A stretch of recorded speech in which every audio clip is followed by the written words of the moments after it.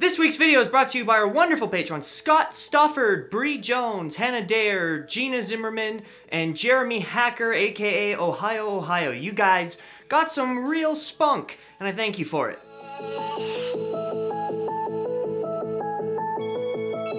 Hey, what's going on everybody? My name is Chad, and this week we were going to do my regularly scheduled textbook review until Amazon, I guess, had different plans. But I didn't want to leave you guys hanging, so I wanted to do a little bit of a cultural tidbit. It's like a mini-sode, something I thought that was really cool. I was watching 13 Samurais, if you guys haven't seen it. It's on Netflix, and it is phenomenal. But there's a really cool scene. One of the main samurai in it was recruiting his nephew, who was kind of a drunken, stupid dude. And where he recruited him happened to be a gambling house, a traditional Edo gambling house. But this video isn't about the gambling house or about the Edo period, it's about the game he was playing. A game simple enough that anyone with some sort of cup and 2 pairs of dice can play, but goes much deeper with its strategy and mental game. It is something that has reached back in time and is still played today. The game is Chouhan. The game was incredibly popular with the Bakuto, which were a forerunner group for the modern-day Yakuza and who were basically career gamblers, drinkers, and womanizers. Not hard to see how that evolved into what we got today. And these Bakuto led very interesting lives. I mean, they would wake up in the morning and you'd smell the perfume from the prostitutes, the hearth smoke, the green tea and miso brewing in the room over, and probably some love stank. Probably a little bit of love stank. They would then chow down on whatever rice and miso they happened to have that day, and they would walk next door into a long, thin room. Sliding the soji door, they would just hear men yelling, "Odds! Evens! Odds!" in a very chaotic manner, almost like a stock exchange. This long, I guess table, it'd be a floor mat technically, had a white piece of paper on top. The white paper had a black line down the middle, all the way down, separated by 2 kanjis. The top portion had Cho, the bottom portion had Han. There were 3 people on the dealer's side of the table. There was a woman typically with 1 sleeve cut off or removed from her kimono. You'd also have 2 men who were shirtless, all of them showing off their wonderful tattoos, because that tended to be the group that would hang out here. And they would collect bets. Whenever someone would yell Cho, they would slide little wooden tablets across the table to the even side. Whenever they said Han, they would place it on the Han side. The 2 men on each side kept track of all the bets, almost like a dealer. They also helped prevent fraud. They made sure that all the men playing on the other side were also shirtless. No sleeves. Japanese sleeves tend to sag, and it's very easy to hide tokens in them. The woman in the kimono was the matron of the house, who also, with 1 sleeve removed,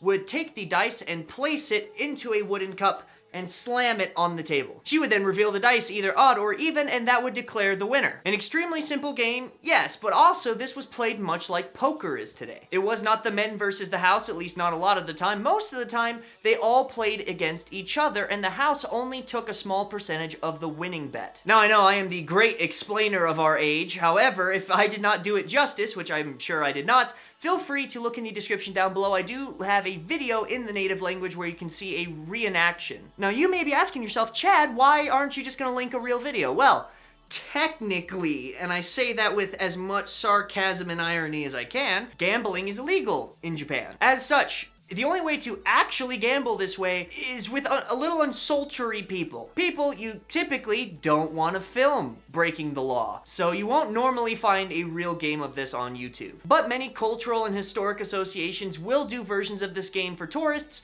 with fake money or just with tokens that the actual shops have. And it's a fun cultural experience. It's a cool way to learn Japanese, a fun way to learn 2 different kanjis. If you're in Japanese class, maybe have your friends play with you. Maybe you can make a little money to pay for your Japanese textbooks. I'm not saying, don't do that. I'm pretty sure that's a crime. But, you know, what you do with the internet's what you do. If you guys like this video, be sure to like it down below. If you have any questions, comments, concerns, or compliments, leave them in the comment box down below. I do read all of them. If you like this video, be sure to stay tuned for the textbook review as soon as Amazon actually sends that over my way. As well as every week, I put out 1 video on Japan, Japanese culture, and Japanese language learning. I also do a Saturday live stream where we all hang out, watch anime, and you can ask me questions more directly. We also play Fortnite at the end with the Discord, so if you guys want to come hang out, I think it'd be pretty fun. Also, every Tuesday, Thursday, we have Wicked Miscreant podcast episodes. You guys should go down below and check out those podcasts. It's a joint effort with me and a bunch of my creative friends, people that are designers, musicians, artists, painters, the whole spread of people that are hysterical and talented. We come together once a week to play a very funny game. Links, as always, in the description down below, as well as on my channel. Thank you guys so much for 10,000 subscribers. That just meant a tremendous amount to me. I'm actually still looking at my live stream rig where it says 9,916, so I appreciate you guys. New stream layout. Come check it out. If you didn't see the 10-hour live stream for the 10K subs, you guys can check it out over there. But we are constantly improving the channel, and it is all thanks to you guys, both the super chat tippers, the Patreon subscribers, and just the people who watch my channel and share it with people. I'm so grateful. Thank you guys so much. Be kind, love hard, love deep. Tell your parents you love them. They miss you. They want to hear from you. And I will see you guys on Saturday.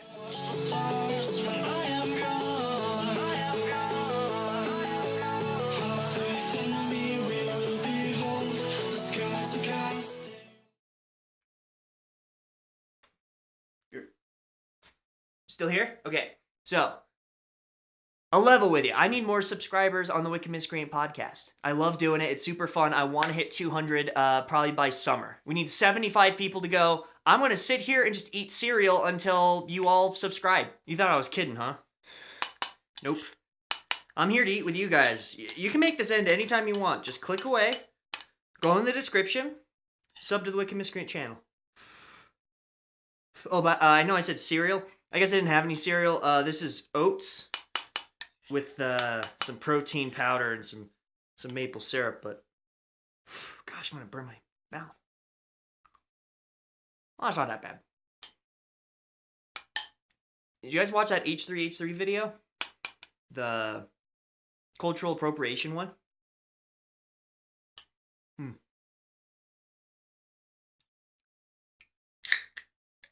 Oh, great. All over my face. Now, I'm not sponsored by Xavia. However, if you would like to send me free Xavia, feel free. I also have a P.O. box you guys can send stuff to, but primarily, you should be subbing to the Wicked Miscreant podcast. Ooh, hot. Ooh. Don't mind me, I'm just appropriating culture.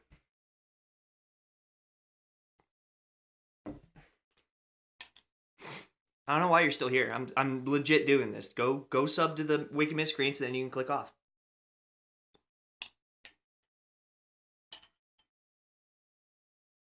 And I microwaved it so the bowl's super hot, hence the hand thing. Oh my gosh. I'm gonna burn myself. It's okay. Doing it for the views. Also, there were 2 people that tipped, and I don't know why I forgot this. There were 2 people that tipped during the 10K live stream.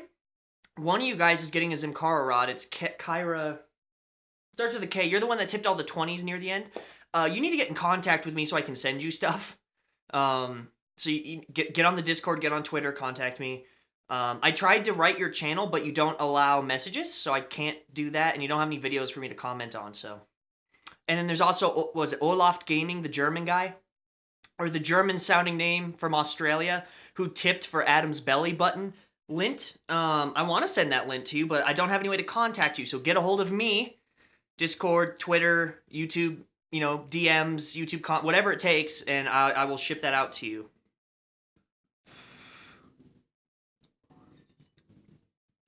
Why are you still here? I'm not joking. I'm gonna eat this until you subscribe. Or until I burn my mouth. Here. I'll repulse you. This will be the jump start to get you out of here. Hold on.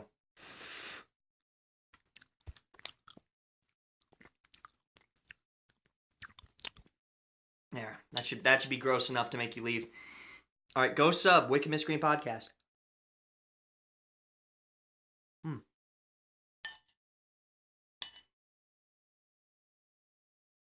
You know, I'm kind of glad I did this meme. I didn't eat this morning.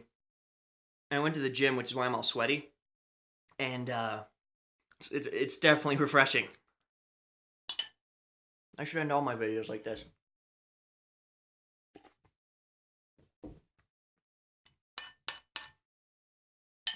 About a quarter of the way, or got a quarter of the way left. You guys better go sub to the Wicked Miscreant Podcast.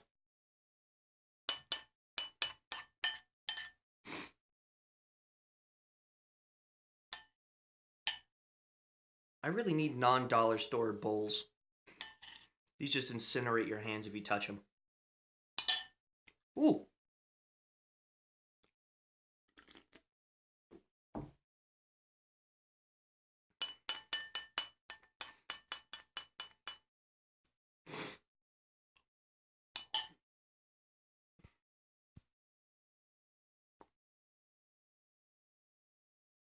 Oh, shout out to Brian Ibbett, by the way, of The Morning Show and Coverville.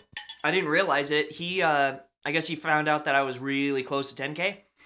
And he has a massive podcast, millions of listeners.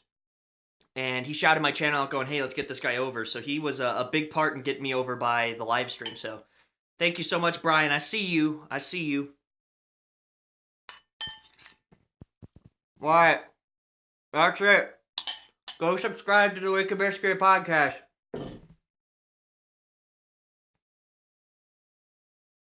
Or you can eat me.